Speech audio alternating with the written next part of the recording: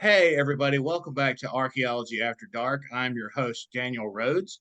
My guest today is Dr. Sarah Eyerly. Sarah, thanks for being here. Absolutely. I'm really happy to be a guest today. Awesome. Tell us a little bit about yourself. So, I'm a musicologist, which means that I study sound and music both in the past and the present. I'm particularly interested in the ways that people use sound as a method to understand the world around them and their relationships with other people. I teach in musicology at Florida State University. So that brings us to what we are talking about today. We are talking about a concept some of you have heard of, but don't really know much about it. So I invited Sarah to talk with us more about that. It's archaeomusicology. So, Sarah, what exactly is archaeomusicology? So archaeomusicology is considered a branch of the discipline of anthropology, and there are a lot of archaeologists who work with sound and music, looking at past material cultures and dig sites. Soundscape archaeology is another term that's often used to describe that branch of archaeological study. So as I'm sure your listeners know, when you're looking at an archaeological site, a lot of what you can find relates to material culture or features of the landscape that might still remain that give us information and data about how people lived in that place in the past. But one of the most difficult things to reconstruct about how people experienced that place and how they lived there are things like sound or musical practices, cultural ways, because of course those are just not preserved in the same way over time. But that doesn't mean that there's nothing we can know about sound and music in the past, and that's where soundscape archaeology and archaeomusicology come into play. So I know it's pretty much an impossibility for someone to just find a box of like sheet music or musical instruments out in the field. How do you reconstruct sound? Yeah, that's a really good question. So one of the first things that scholars who are interested in sound and music in the past do is they think in really creative ways. So there might be traces of musical practices, for instance, in the material record of a site. So there are certain types of instruments, maybe instruments made out of clay or instruments made out of metal that might persist in a site, or instruments made out of pottery that you might be able to actually find traces of. So here in Tallahassee, there are a number of different archaeological sites from Appalachia province, reflecting Appalachia history over many millennia here in Tallahassee, Florida.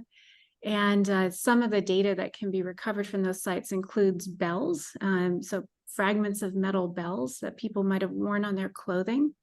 And certainly once you get into the 15th through the 18th century time period and the interactions between Appalachian people and Franciscan missionaries, you can find remnants of church bells and other things. And so, once you have that kind of data, you can actually reconstruct some of the sound world that people were experiencing.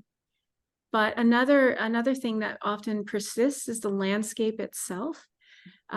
So it is possible actually to do acoustical studies and figure out how sound travels over particular types of landscape, whether that be deciduous or coniferous forests, particular types of urban or developed environments, grassland, meadows, river environments.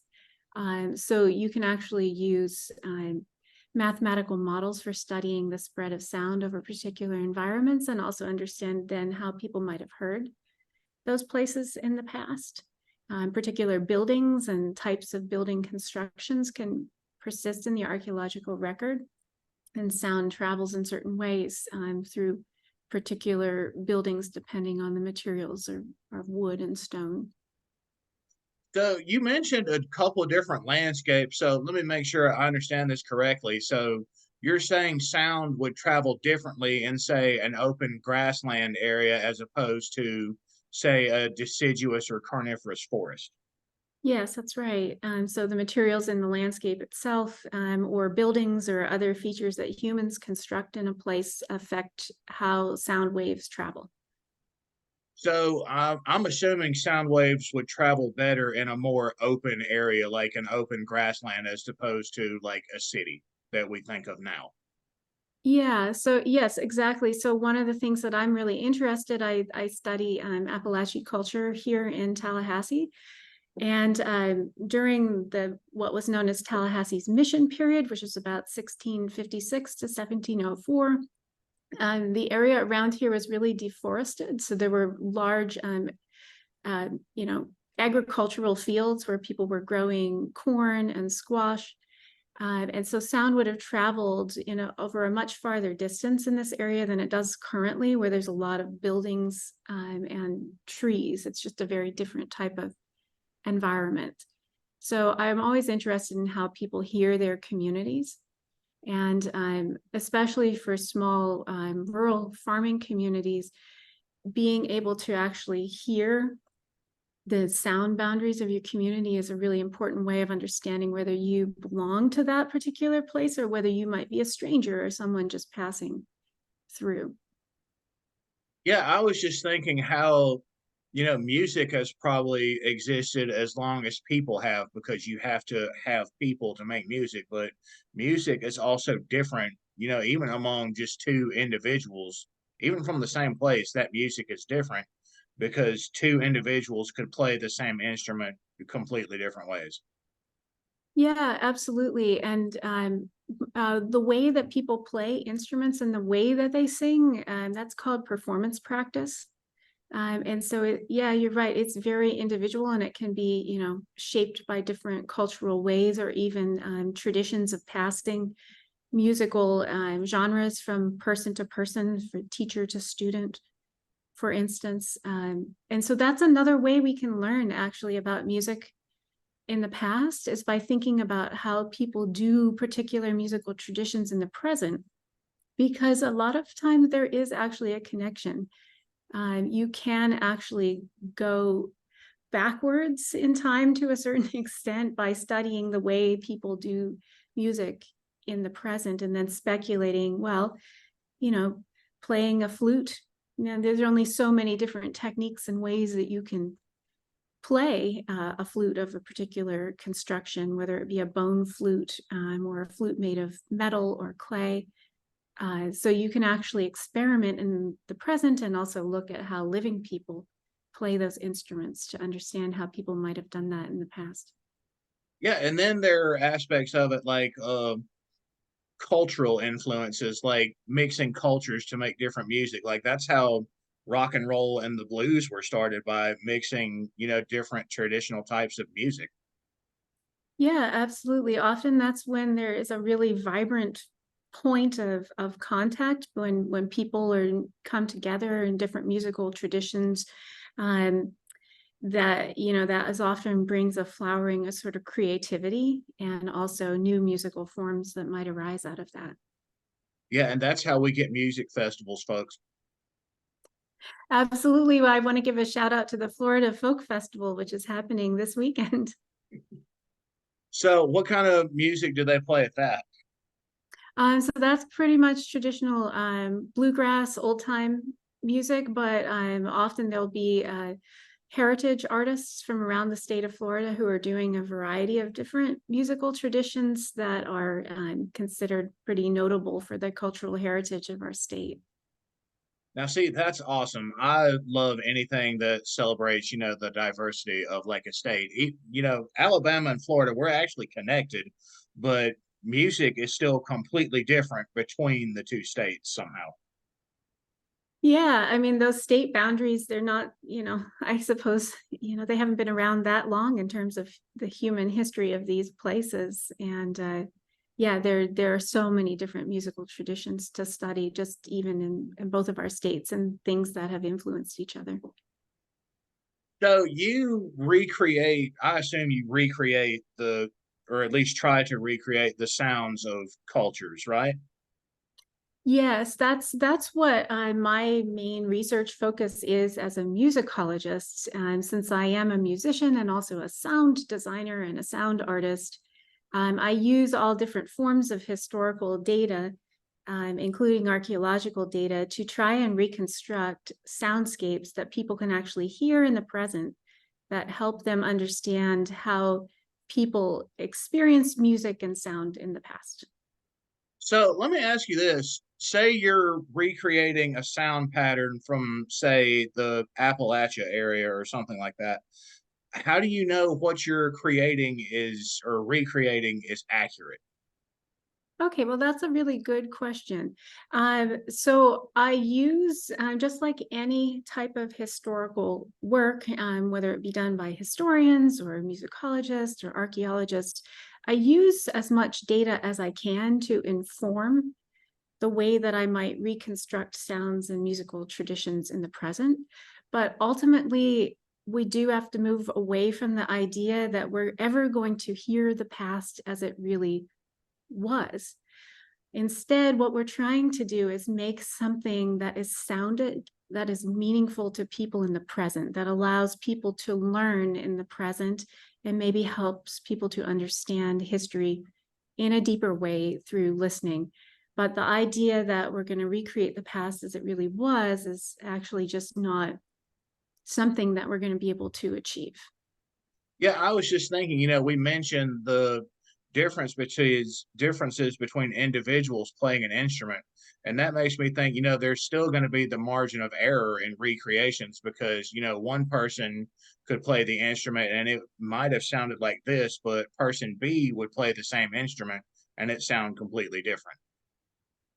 Yeah, absolutely. And it would have been that way in the past too. So ultimately, what we're aiming to do is just the same thing that musicians do when they put on a concert and they play historic musics, which is to make a meaningful experience for audiences in the present. And it's just a different way of sharing historical information. Any type of history has, this is, if you want to call it a flaw, I don't think of it a flaw as a flaw, but any type of history has this issue that there really is no way to be accurate about it, but that doesn't mean that it's not worth doing history or Yeah, resound past music traditions. yeah, I think that's something that people, more often than not overlook when they're looking into archaeology or history that, it's not perfect. There's going to be a margin of error for just about anything you look at, really. Yeah, I more like to think of myself as a storyteller, but I'm a storyteller who uses sound. And I'm aiming to tell stories. They're not just fanciful or disconnected from historical data. They're based on it. But ultimately, I want to make something that is meaningful for people to listen to and experience in the present. And if you wouldn't mind, I could share with you a research project that I'm working on with my students as an example. Yeah, absolutely. That would be great. So, tell us a little bit about it. Okay, so I'm going to share my screen and show you a sound map for an archaeological site here in Tallahassee that my students and I have been working on. So I'm going to share my sound and my screen with you. So here in Tallahassee, we happen to be sited, and if you look right over here at this satellite map, this is the Florida State University campus area and stretching over through here. And I'm going to zoom in just a little bit. And you can see there are some major roadways and other things here. If we go down a little further, you can see the stadium here at Florida State. But right up here in this area, it's actually a hilltop, although you can't really see that as well from this map. That was the site of a major Appalachian town and from about, as I said, 1756 to 1704. And it was called Anhaica. And it was actually a shared Hispanic Appalachian community. This was the westernmost outpost of Spanish Florida at that time, and the reason that it was cited here in terms of the Spanish imperial interests is because this had been a long-standing governmental center for the Appalachee as well.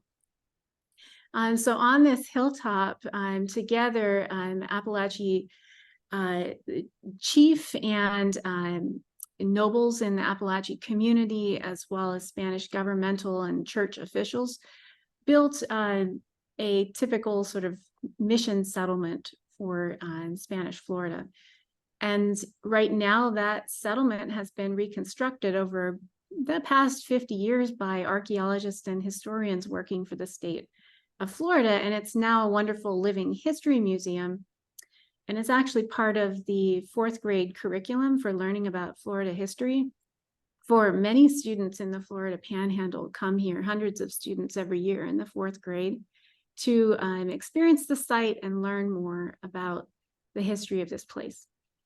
So my students and I have actually been thinking a lot about the sounds that characterize different locations in that community, all the way from outlying Appalachie farming communities and settlements that would have been, spread all around this hilltop, to what a typical Appalachie home might have sounded like, to major water source for the community. There's a springs alongside the hilltop, to Spanish homes, to big governmental buildings like the Appalachie Council House, which has been reconstructed by the state of Florida, and the Mission Church, which is right next to it, which has also been reconstructed. And then there's a whole central plaza there where Appalachie ball games and also Spanish processionals, like the Stages of the Cross, would have taken place. So my students and I have basically been working on soundscapes, which are electronic compositions. They're multi-layered, multi-track electronic compositions that include the sound elements of the sound environment and also musical traditions that would have characterized these places. And our aim is actually to have these installed on the grounds of the museum, and so that people can actually hear some of the history of that place as they're walking around and experiencing some of these buildings and spaces. So I see here on the map that, it's in a pretty heavily developed area. I assume you filter out the ambient noises for like traffic and things like that while you're recording, say, the sound of a river. Yes, so what we do, our soundscapes are built upon as realistic of field recordings as we can get, but if we can't do field recordings in those actual spaces, we'll use sound samples of things like a cornfield. So for this outlying Appalachie settlement, there would have been corn all around it in the 17th century, but right now it's student housing. So we're not going to be able to record a cornfield, which is a beautiful soundscape. If you've ever been in a cornfield where the stalks are rustling in the wind, it's a really incredible sound. We're not going to be able to record that here, but that doesn't mean we can't go to a cornfield in the North Florida area, think about the types of bugs and insects that characterize that type of place, and do that type of field recording, and then kind of repatriate that soundscape back to the area that we're trying to recreate. Yeah, that sounds a lot more pleasant than the sounds of student housing. Yes.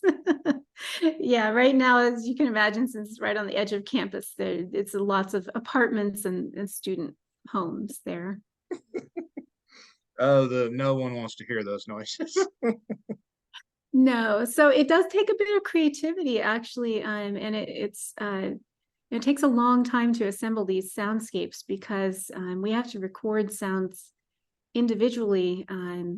For instance, in the council house, the soundscape here is of a ceremony taking place, and so we have recorded a water drum group of Muskogee men who still play these water drums, as would have been done by men in the council house in the 17th century.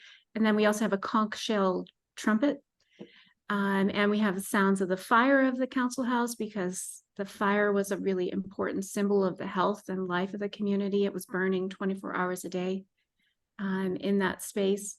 and people talking and moving around. So even just the language itself is something that we're working on, because Appalachian is not currently a spoken language, but there are archival documents.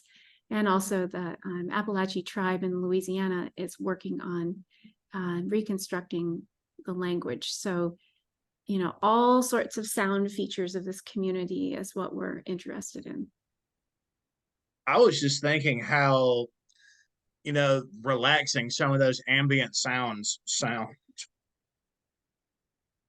Yeah, absolutely. I mean, our hope is that, and the hope of the staff who manage this site and who work for the state of Florida's Division of Historical Resources, which is also, where the archaeologists who work for the state are housed under that division. Our hope is just to create a more immersive experience for visitors on the site. And right now, all of our soundscapes exist in this sound map, which we've created in ArcGIS. But hopefully, eventually, we'll be able to install speakers and other things on the site so that those sounds can be there in a different way. So what you're saying is this is still a work in progress, like this is an ongoing research project. Yes, right now we need funding basically to go to the next stage where we would actually go in, and we need to re-record some of these sound samples, for instance, with representatives of indigenous communities that are connected to this area. We need to do some of them in a little more professional way, which would require studio time and then equipment to actually install the sounds on the site. Yeah, like I was saying earlier, I assumed that requires filtering out of ambient noises like traffic and things like that. Yeah, the best way to think about the work that soundscape artists do. So there's a whole there's a whole branch of composition, of electronic composition, which is soundscape composition. So there are a lot of people who specialize in this, and a lot of soundscape artists think when they're recording the sounds of natural places is a way of making those places hyper realistic. So you're not introducing sounds that wouldn't have been there, and you're not taking sounds away, but you're editing them in the post-production process to make them as interesting of an auditory experience as possible. I imagine that, especially in a living history area, that adds a whole new dimension to the presentation. It's a more immersive experience. Yeah, because if you think of how we all experience the world, we're constantly listening, and we use sound and music as a way to orient ourselves. There really is no such thing as silence, in that even we carry the sounds of our bodies with us wherever we go, the sounds of our central nervous system and the sounds of our heart and blood going through our veins. So sound is just a part of the human experience.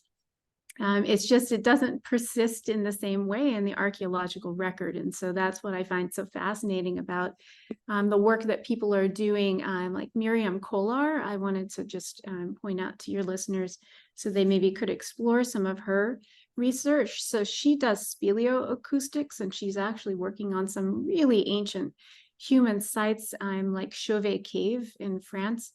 We're talking about sites of human habitation that are like 40,000 years old. And so in those environments, it's really the cave and the structure itself that allows you to sort of experience the acoustics. Those things haven't changed a lot over that time period, and you can go in and kind of map the sonic features of those sites and try to understand how people experienced them sonically in the past. That is so cool. Yeah, she has done a lot of really interesting research. So I just wanted to point out her website. Maybe you can see it up here at the top, is culturalacoustics.org. So we're about out of time. Sarah, Say people wanted to learn more about soundscapes or archaeomusicology, what would you recommend to them?